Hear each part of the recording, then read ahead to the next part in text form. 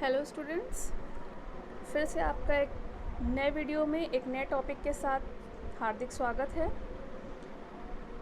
कल हम लोग ने पढ़ा था नेशनल करिकुलम फ्रेमवर्क यूनिट 2 में। आज हम लोग यूनिट 2 में पढ़ेंगे मिलेनियम डेवलपमेंट गोल्स, सहस्त्राब्दी विकास लक्ष्य। ये भी एक बहुत इम्पॉर्टेंट पॉलिसी एंड प्रोग्राम है शिक्षा के लिए, जिसमें कुछ गोल्स को, कुछ लक्ष्यों को बताया गया है कि किस तरह से हमारे देश में विकास हो सकता है, हमारे देश ही क्या पूरे वर्ल्ड में विकास हो सकता है। तो आज हम लोग पढ़ेंगे सहस्त्राब्दी विकास लक्ष्य, मिलेनियम डेवलपमेंट गोल्स, जिसमें सबसे इम्पॉर्टेंट रोल जो था वो संयुक्त राष्ट्र संघ का था। उसने अपना बहुत ही अहम रोल प्ले किया है इन लक्ष्यों को पूरा करने के लिए। चलिए स्टार्ट करते हैं। संयुक्त राष्ट्र संघ के वर्ष 2000 के सहस्त्राब्दी शिखर सम्मेलन में 2014 तक के लिए 8 वैश्विक विकास लक्ष्य निर्धारित किए गए थे। मतलब सहस्त्राब्दी शिखर सम्मेलन में 8 वैश्विक विकास लक्ष्यों को निर्धारित किया गया था। कब? 2014 में, जिसे सहस्त्राब्दी विकास लक्ष्य के नाम से भी जाना जाता है, मिलेनियम डेवलपमेंट गोल्स।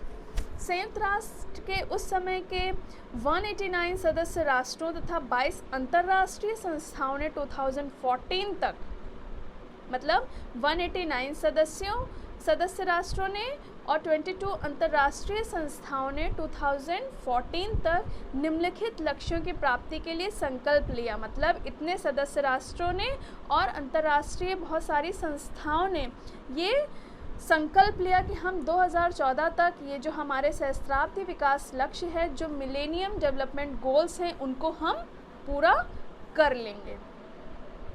तो देखिए हमारे कौन कौन से सहस्त्राब्दी विकास लक्ष्य हैं, मिलेनियम डेवलपमेंट गोल्स हैं। फर्स्ट है भुखमरी तथा गरीबी को समाप्त करना, सार्वजनिक प्राथमिक शिक्षा, लिंग समानता तथा महिला सशक्तिकरण, शिशु मृत्यु दर घटाना, मातृत्व स्वास्थ्य को बढ़ावा देना, HIV एड्स, मलेरिया तथा अन्य बीमारियों से छुटकारा पाना, पर्यावरण सततता, वैश्विक विकास के लिए संबंध स्थापित करना। चलिए फर्स्ट पॉइंट अब हम लोग जानते हैं कि क्या है। सबसे पहले है हमारा भुखमरी तथा गरीबी को समाप्त करना। तो इस सहस्त्राब्दी मिलेनियम डेवलपमेंट गोल का जो सबसे पहला लक्ष्य है, जो सहस्त्राब्दी विकास लक्ष्य का सबसे पहला लक्ष्य, वो है हमारा भुखमरी तथा गरीबी को समाप्त करना। कि संसार में, दुनिया में जहाँ भी गरीबी है, भुखमरी है, हमें इस चीज़ को समाप्त करना है।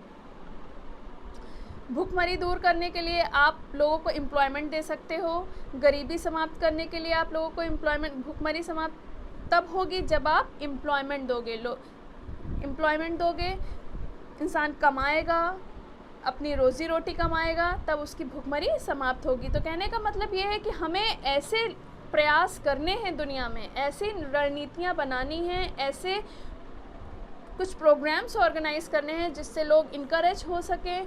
मतलब कुछ ऐसा हमें करना है जिससे हम पूरी दुनिया में भुखमरी तथा गरीबी को समाप्त कर सकें।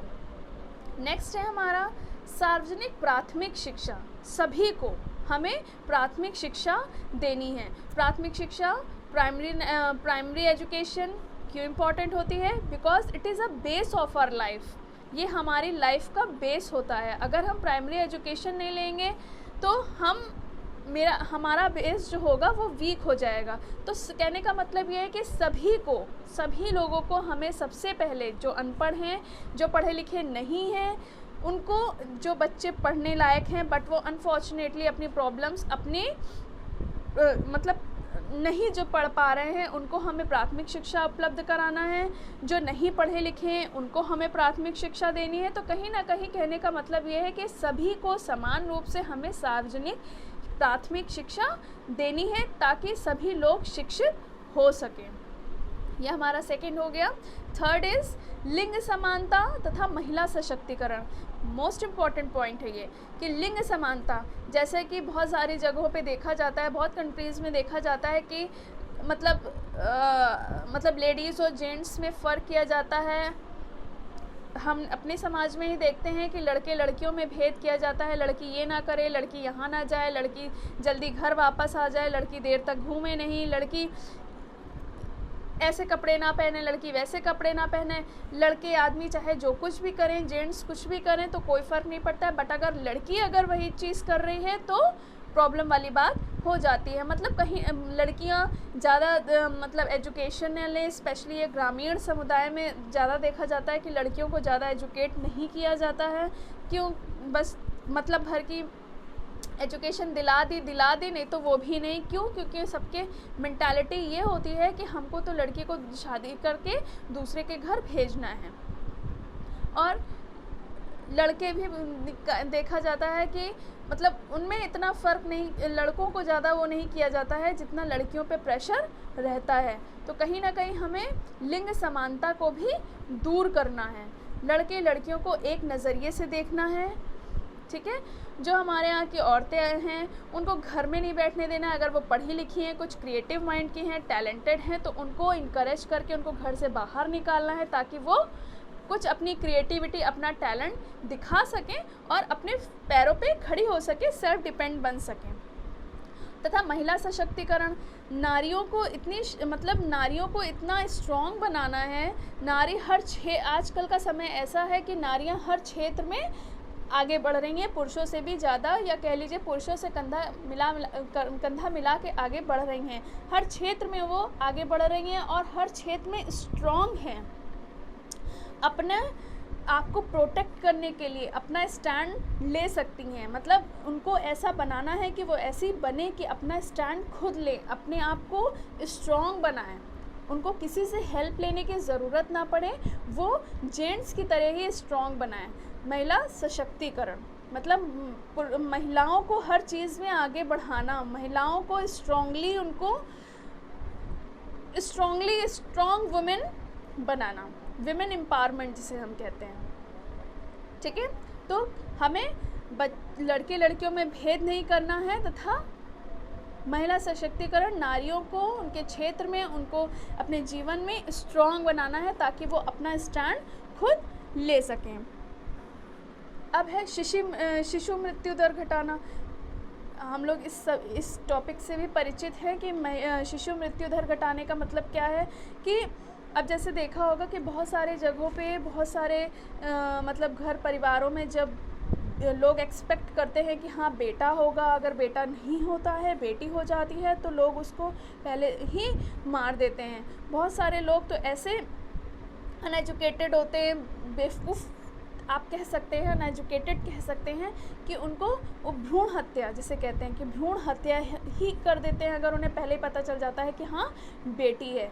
बहुत सारे मतलब ऐसी चीज़ें होती हैं कि पहले ही पता चल जाता है बेटी है, या आफ्टर डिलीवरी, मतलब जो है बच्चा होने के बाद जब पता चलता है कि हाँ बेटी हुई है, तो ही लोग जो है बेटियों को मार देते हैं। तो हमें कहीं ना कहीं शिशु मृत्यु दर को भी घटाना है। ये भी एक रीज़न है शिशु मृत्यु दर को घटाना। और बहुत सारे रीज़न ये भी हैं कि जैसे कुछ परिवारों में जो है बहुत सारी जगहों पे खाने पीने की भी दिक्कत होती है, बहुत सारी ऐसी प्रॉब्लम्स होती हैं कि बहुत सारी ऐसी कंडीशंस होती हैं कि बच्चे जन्म लेते ही मर जाते हैं। जैसे उनको वो फुल्ली डेवलप नहीं हो पाए हैं, उनको प्रॉपरली न्यूट्रिशन नहीं मिल पाया है, या वो खाने के लिए पैसे नहीं हैं। तो जो ऐसी समस्याएं हैं, ऐसी प्रॉब्लम्स हैं जिसकी वजह से बच्चा मतलब जो है बच्चे बचपन में ही उनकी मृत्यु हो जाती है। तो कुछ ऐसे रीज़न्स हैं, हमको समझ के मतलब इस कंडीशन को, इस प्रॉब्लम को भी कहीं ना कहीं हमको घटाना है। ये भी एक बहुत इम्पॉर्टेंट लक्ष्य है। नेक्स्ट है मातृत्व स्वास्थ्य को बढ़ावा देना।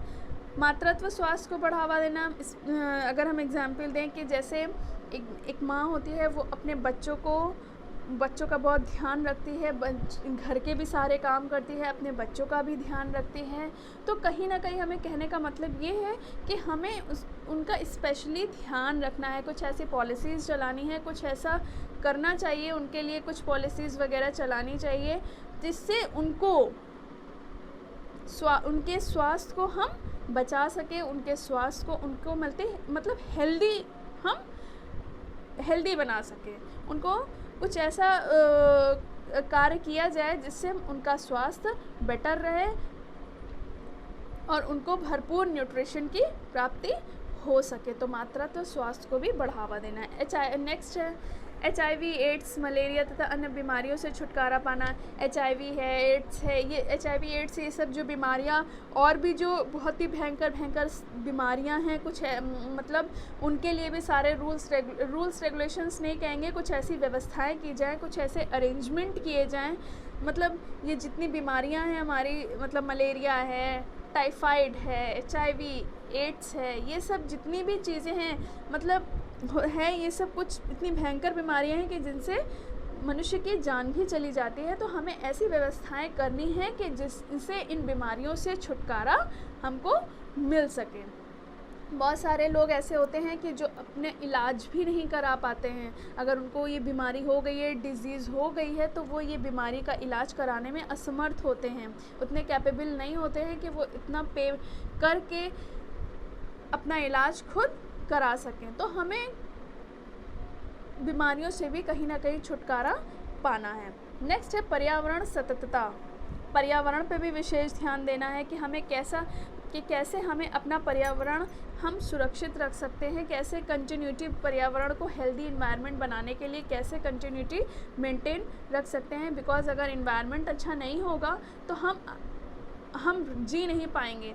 जैसे आप करंट स्टेटस देख रहे हैं कि जो कोविड की सेकेंड इनिंग चल रही है उसमें सबसे ज़्यादा प्रॉब्लम हो रही है सांस लेने में। तो क्या है, आज हम लोग पेड़ पौधों को सबको मिस कर रहे हैं जो कि हम लोगों ने काट दिए हैं। तो हमें पेड़ पौधों का विशेष ध्यान रखना है, अपने अराउंड, अपने चारों तरफ हमें ग्रीनरी फैलानी है, पेड़ पौधे खूब लगाने हैं ताकि हमारा जो इन्वायरमेंट है वो हेल्दी रहे। तो कहीं ना कहीं संयुक्त राष्ट्र संघ ने कहीं ना कहीं इन लक्ष्यों को प्राप्त करने में पर्यावरण को भी इम्पॉर्टेंट माना है कि पर्यावरण को हम कैसे सेफ रख सकते हैं, जिसमें अपने पर्यावरण को सुधारने के लिए, अपने पर्यावरण को सेफ रखने के लिए हमें बहुत मेहनत भी करनी पड़ती है। हमें पेड़ पौधे नहीं काटने हैं, हमें अधिक से अधिक पेड़ लगाने हैं। तो इस तरह से ताकि हमें आज जो इस कंडीशन हम झेल रहे हैं, अगर हमने ऐसा ना किया होता तो आज ये कंडीशन हम फेस ना कर रहे होते, जो लोग सांस से मर रहे हैं इतने ज़्यादा। तो कहीं ना कहीं हमको अपने पर्यावरण का भी ख्याल रखना है और ग्रीनरी को बढ़ाना है, पर्यावरण को साफ़ सुथरा रखना है, इधर उधर कूड़ा नहीं फेंकना है। जैसा बहुत सारी हमारे प्राइम मिनिस्टर ने भी नियम कानून लागू किया था साफ़ सफाई से रिलेटेड कि कोई भी कूड़ा नहीं फेंकेगा, जो भी कूड़ा फेंकना है वो आप डस्टबिन में फेंकिए, इस टाइप से जो भी। स्वच्छ भारत अभियान, हाँ, स्वच्छ भारत अभियान चलाया था महात्मा गांधी ने कि कोई भी रोड पे कूड़ा करकट नहीं डालेगा, जो भी होगा वो आप डस्टबिन में डालिए। तो कहीं ना कहीं हमको अपने पर्यावरण को भी सुरक्षित रखना है। नेक्स्ट है हमारा वैश्विक विकास के लिए संबंध स्थापित करना। वैश्विक विकास, हमें अगर अंतर्राष्ट्रीय इंटरनेशनल रिलेशनशिप क्रिएट करनी है तो हमें, जैसे हमारे प्राइम मिनिस्टर ही हैं, अपने देश को चलाने के लिए वो कैसे हर कंट्री में जाते हैं। क्यों जाते हैं? वो घूमने फिरने नहीं जाते हैं, वो इसलिए जाते हैं कि हम अगर दूसरी कंट्री में जाएंगे तो अगर हमें अपनी कंट्री में जिन चीज़ों की आवश्यकता है तो कुछ वो हमें हेल्प करेंगे, और उन्हें अपनी कंट्री के लिए जो चीज़ों की आवश्यकता है तो हम उनको कुछ हेल्प करेंगे। तो इससे क्या होगा, एक रिलेशनशिप भी मेंटेन होगी। तो अंतर्राष्ट्रीय स्तर पर वैश्विक विकास के लिए संबंध स्थापित करना, जैसे मान लीजिए अभी हम लोग को वैक्सीन की ज़रूरत थी, तो बहुत सारे वैक्सीन की ज़रूरत थी, तो बहुत सारी कंट्रीज से जैसे वैक्सीन वगैरह की हेल्प मिली है, ऑक्सीजन की हेल्प मिली है, बहुत सारी चीज़ें ऐसी हैं जो हमें अंतर्राष्ट्रीय स्तर पर भी उपलब्ध हो जाती हैं। वो तब उपलब्ध होती हैं जब हमारा उनसे रिलेशनशिप मेंटेन होगा, हमारा उनसे संबंध अच्छा होगा। तो वैश्विक विकास के लिए और हमें अपने देश में विकास करने के लिए ये इम्पॉर्टेंट है कि हमें अपने देश का अगर विकास चाहिए, हमें अपने देश में अगर आगे बढ़ाना है, तो हमें कहीं ना कहीं विश्व स्तर पर अपने संबंध को स्थापित करना होगा। भारत को अपने आप को अन्य देशों के साथ रिलेशनशिप कंटिन्यू करना होगा, अपने आप को अच्छे से रिप्रेजेंट करना होगा, ताकि वही हमें कमबैक में मिले। अगर हमें कोई ज़रूरत है हमारे देश को, तो हर कंट्री हमें वो चीज़ करने के लिए हेल्प कर सके। अब देखिए, इसमें भारत की स्थिति को भी बताया गया है कि मतलब जो मिलेनियम डेवलपमेंट गोल्स हैं, तो उसमें भारत की क्या स्थिति है। भारत ने लक्षित लक्ष्यों में से HIV एड्स, गरीबी, सार्वजनिक शिक्षा तथा शिशु मृत्यु दर में निर्धारित मानकों को 2015 तक प्राप्त कर लिया है। Very good. कि इसमें ये बात की गई कि जो भी हमारे ऊपर, ये अभी आप लोगों ने पढ़ा कि इसमें से कुछ लक्ष्य ऐसे हैं जिसमें से भारत ने, जैसे HIV एड्स है, गरीबी है, सार्वजनिक शिक्षा है तथा शिशु मृत्यु दर है। तो इन लक्ष्यों में जो मानक निर्धारित किए गए थे, जो भी रूल्स रेगुलेशंस लगाए गए थे, कि कुछ मानक तैयार किए गए थे, इस मानक के अनुसार ये हमारी गरीबी दूर हो जाएगी, या शिशु मृत्यु दर इतना मानक होना चाहिए कि शिशु मृत्यु दर कम हो, जो भी मानक हमने तैयार किए थे वो 2015 तक प्राप्त कर लिए गए हैं। जबकि अन्य लक्ष्यों में भारत अभी भी पीछे है। इनके अलावा जो लक्ष्य हैं उनमें भारत अभी भी थोड़ा सा पीछे है, बट अपने काम में अग्रसर है, अपने काम में अभी लगा हुआ है कि हम जल्दी से उन लक्ष्यों को प्राप्त कर लें।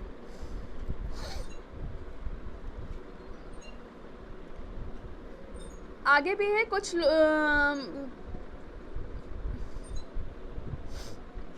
जैसे रेमजी ब्रॉड ने रेमजी ब्रॉड ने भी कुछ अपने कथनों को व्यक्त किया है, कुछ अपने व्यूज़ दिए हैं, वो भी हम लोग जान लेते हैं कि क्या है। रेमजी ब्रॉड ने भी संयुक्त राष्ट्र शताब्दी विकास लक्ष्यों को जिस उम्मीद के साथ घोषित किया था, उसके एक दशक पश्चात सभी सरकारी दावों के बावजूद नज़र आता है कि विकास की प्रवृत्ति प्रारंभ से ही त्रुटिपूर्ण थी। मतलब जो भी ये विकास के लक्ष्य निर्धारित किए गए थे, तो उनका मानना है कि जो विकास के लक्ष्य प्रारंभ किए गए थे उसमें जो सरकारी योगदान होना चाहिए, सरकारी रूप से जो योगदान होना चाहिए, वो मतलब जो स्टार्टिंग थी कि हाँ हम ऐसे अपने लक्ष्यों को प्राप्त कर लेंगे, तो वो स्टार्टिंग ही गलत थी। मतलब वो विकास की जो प्रक्रिया थी, जो प्रोसेस थी, वो ही त्रुटिपूर्ण थी, मतलब गलत थी। पिछले 10 वर्षों में असंख्य समितियां, अंतर्राष्ट्रीय एवं स्थानीय संगठनों एवं स्वतंत्र शोधकर्ताओं ने दिन रात एक करके चरम गरीबी और भूख, सभी को उपलब्ध प्राथमिक शिक्षा, लैंगिक समानता, शिशु मृत्यु दर आदि से संबंधित सभी प्रकार के सूचकांक, संख्या तालिका आदि आंकड़े इकट्ठे किए हैं। मतलब जो सरकारी योगदान होना चाहिए था, जो इन्होंने स्टार्टिंग में ही उन्होंने गलतियां कर दी, जिसके फलस्वरूप जो ये बहुत सारी समितियां बनी, बहुत सारे अंतर्राष्ट्रीय एवं स्थानीय संगठन बने। उन लोगों ने मेहनत करके दिन रात एक करके इन सभी जितने भी हमारे लक्ष्य हैं, जैसे लैंगिक समानता है, शिशु मृत्यु दर है, इन सभी प्रकार के जो सूचकांक, तालिका, आंकड़े इकट्ठे किए हैं। मतलब कहने का है कि इन लोगों ने, इन समितियों ने, इन संस्थाओं ने, अंतर्राष्ट्रीय संस्थाओं ने मेहनत करी है, लेकिन जो सरकारी दावे थे, जो सरकारी योगदान होना चाहिए, उसको ये जो सरकारी काम हुए हैं उनको देखकर ये लगता है कि उन लोगों ने कोई मेहनत नहीं करी है, और जो भी उन्होंने स्टार्टिंग करी भी तो वो त्रुटिपूर्ण थी, उसका कोई मतलब नहीं था। और ये ज़रूरी नहीं कि इन आंकड़ों से निकाले गए सभी निष्कर्ष भयंकर ही निकले। साथ ही संयुक्त राष्ट्र के सभी 192 सदस्य देशों द्वारा स्वीकार किए गए 8 अंतर्राष्ट्रीय विकास लक्ष्यों को सुनिश्चित करने में बहुत सारे स्त्री, पुरुष, लक्ष्यों की विश्वसनीयता पर संदेह भी नहीं किया जाना चाहिए। क्यों? उनका मानना है कि स्त्री पुरुषों ने बहुत अपना योगदान मतलब 192 सदस्य देशों द्वारा स्वीकार किए गए 8 अंतर्राष्ट्रीय विकास लक्ष्यों को सुनिश्चित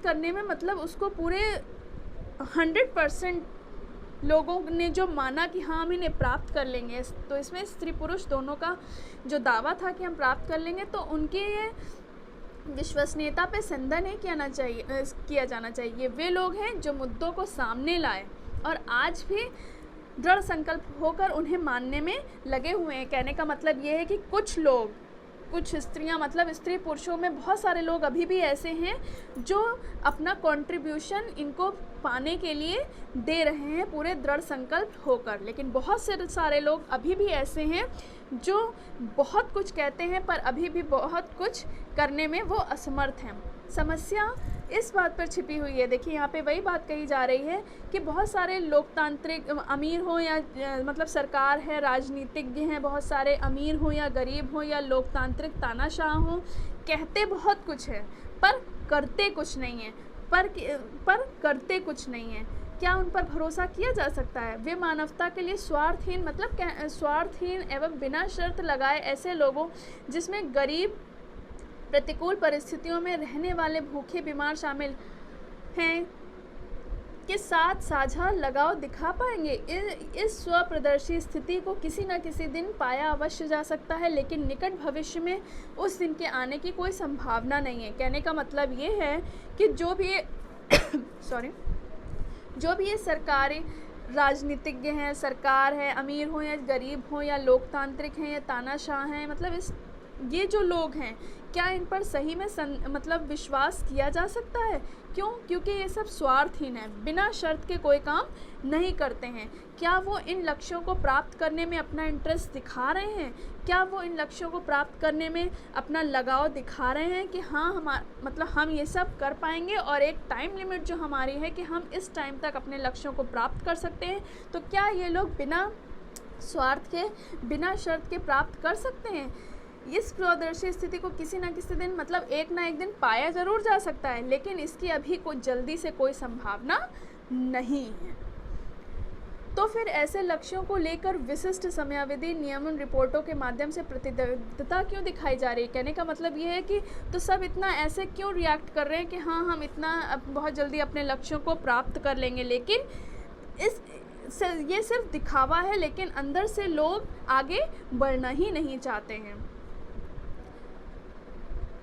अपने गठन के साथ ही संयुक्त राष्ट्र संघ 2 विरोधाभासी एजेंडे का स्रोत रहा है। कौन कौन से हैं 2 विरोधाभासी? पहला है इसका लोकतांत्रिक स्वरूप, जिसका नेतृत्व सुरक्षा परिषद में वीटो का अधिकार प्राप्त देशों को प्राप्त है, और दूसरा है मतलब एक है अलोकतांत्रिक स्वरूप। अलोकतांत्रिक स्वरूप मतलब कि लोकतंत्र जो एक होता है जिसमें जनता को सब कुछ मानना और जनता ही सब कुछ करती है, इसमें अहम रोल जनता का ही होता है, लेकिन अलोकतांत्रिक स्वरूप इसमें जनता को इंटरेस्ट ही नहीं ले रही है।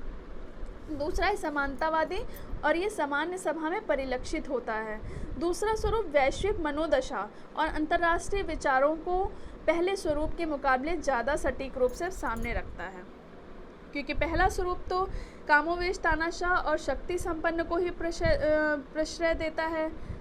इसके परिणाम स्वरूप पिछले 6 दशकों में विचार और व्यवहार के 2 विरोधाभासी मत सामने आए हैं। इसमें से एक रोक लगाता है, युद्ध छेड़ता है, राष्ट्रों को नष्ट करता है, और दूसरा मदद करने के लिए हाथ बढ़ाता है।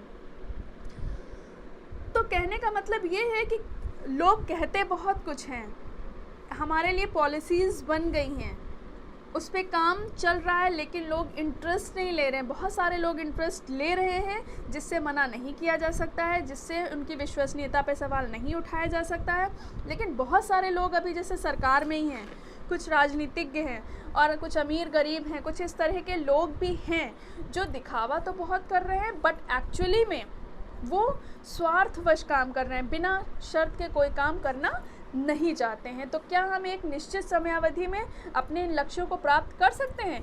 कर तो ज़रूर लेंगे, बट इतनी जल्दी नहीं जैसे और देशों ने प्राप्त कर लिए हैं। इसीलिए भारत अभी भी थोड़ा पिछड़ा हुआ है।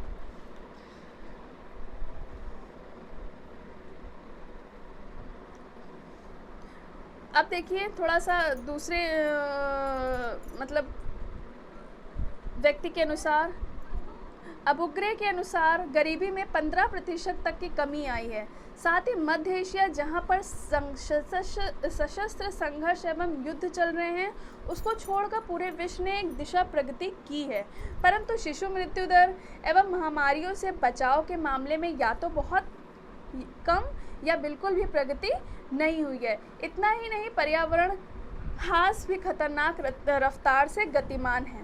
जैसा कि मैंने बताया कि इन्वायरमेंट को हमें सेफ़ रखना बहुत ज़रूरी है, लेकिन कहना अच्छा लगता है कि हाँ हम इन्वायरमेंट को सेफ़ रखेंगे, बहुत सारे प्लांटेशन करेंगे, क्या लेकिन ये प्रोसेस में है? नहीं है। तो उनका कहना है कि पिछले 17 सालों में कार्बन डाइऑक्साइड का उत्सर्जन 50% बढ़ा है। संकट के चलते उत्सर्जन में भी थोड़ी बहुत कमी आई है। तो कहने का मतलब ये है कि जब हमारे राष्ट्र में कोई योगदान ही नहीं देना चाहता है कुछ लोगों के अलावा, तो क्या हम इन लक्ष्यों को जल्दी से जल्दी प्राप्त कर सकते हैं? नहीं प्राप्त कर सकते हैं। जब अन्य देश अधिक गरीबी में धंस गए हैं, गरीबी कम करने की दिशा में संख्या के हिसाब से तो कमी आती दिखती है, लेकिन सन 2000 में इसे लेकर जो वैश्विक संकल्प लिया गया था उससे तुलना करने पर नगण्य जान पड़ती है। मतलब कहने का मतलब है जो हमने टारगेट लिया था कि हाँ हम इन लक्ष्यों को एक समय में प्राप्त कर लेंगे, वो हम प्राप्त नहीं कर पाए। कुछ जो हमारे 8 लक्ष्य हैं, जैसा कि हम फिर से एक बार ऊपर देखते हैं, जो हमारे ये 8 लक्ष्य थे, इनमें से हमने बहुत सारे लक्ष्यों को प्राप्त कर लिया है और कुछ लक्ष्य, मतलब इन 8 लक्ष्यों में कुछ लक्ष्यों को प्राप्त कर लिया है और कुछ लक्ष्य अभी भी हमें प्राप्त करने बाकी हैं। तो कहने का मतलब ये है कि बहुत सारे राष्ट्र ऐसे हैं जिन्होंने इन लक्ष्यों को प्राप्त कर लिया है, और जो भारत की स्थिति है वो ऐसी है कि जिनमें 8 लक्ष्यों में से कुछ लक्ष्यों को प्राप्त कर लिया है और कुछ लक्ष्य अभी भी हमें प्राप्त करना बाकी हैं, जिनमें अगर सभी नागरिकों का समान रूप से अगर योगदान होता है तो हम इन लक्ष्यों को जल्दी प्राप्त कर लेंगे। लेकिन अगर बहुत सारे लोग अभी भी ऐसे हैं जो स्वार्थी हैं, जो बिना शर्त के कोई काम नहीं करना चाहते हैं, तो ऐसे हम, अगर हमारी सामाजिक एकता नहीं होगी, अगर यूनिटी नहीं होगी, तो हम ये सब काम नहीं कर पाएंगे। तो सभी राष्ट्रों को मिलकर, पूरी दुनिया में सभी देशों को मिलकर ये काम करना होगा, तभी हम इन लक्ष्यों को अच्छे से प्राप्त कर सकते हैं। ओके स्टूडेंट्स, आज के इस वीडियो में सिर्फ इतना ही। हम लोग नेक्स्ट वीडियो में नेक्स्ट टॉपिक के साथ फिर मिलते हैं। तब तक के लिए थैंक यू।